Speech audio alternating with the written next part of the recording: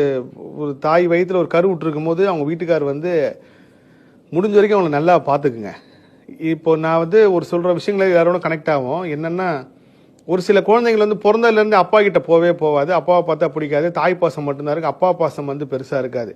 இதுக்கெல்லாம் என்ன காரணம் அப்படின்னு நீங்கள் பார்த்தீங்கன்னா, அந்த குழந்தை வயிற்றுல இருக்கிறப்போ நம்ம நினச்சிட்டு இருக்கோம் குழந்தையோட உருவம் வந்து வயிற்றுல இருக்குது, உயிர் வந்து வயிற்றுல இருக்குது, வெளியில் எதுவுமே நடக்க தெரியாதுன்னு சொல்லிட்டு கிடையாது.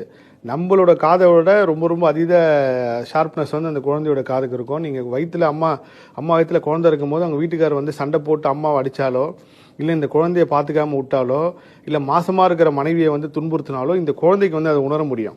நம்ம அப்பா வெளியில் இந்த மாதிரிலாம் பண்ணுறாருன்னு அந்த கோபம் தான் குழந்தை வெளியில் வந்ததுக்கப்புறம் இந்த தந்தை மேலே பெரிய அளவுக்கு பாசம் இல்லாமல் இருக்கிறது. நிறைய குடும்பத்தில் நீங்கள் பார்த்துருப்பீங்க.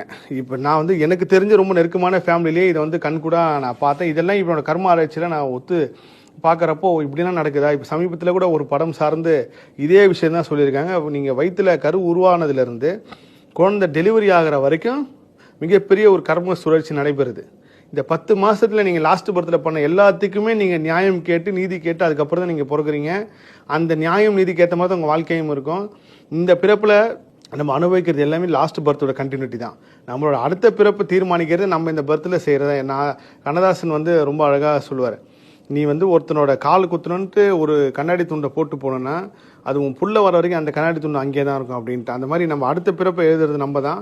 இந்த பிறப்புலேயே நம்மளோட கடமைகளில் முக்கியமான ஒரு கடமை நம்ம மனைவியாக இருக்கட்டும், இல்லை நம்ம மாசமாக நம்ம வீட்டில் சகோதரி அக்காவோ தங்கச்சி யார் மாசமாக இருந்தாலும் அவங்கள நல்லா பார்த்துக்குங்க. அந்த நேரத்தில் அவங்கள கலங்க விடாதீங்க. அந்த கர்மா திரும்ப ஏதாவது ஒரு பர்த்டே அவங்களுக்கு திரும்ப வரும்.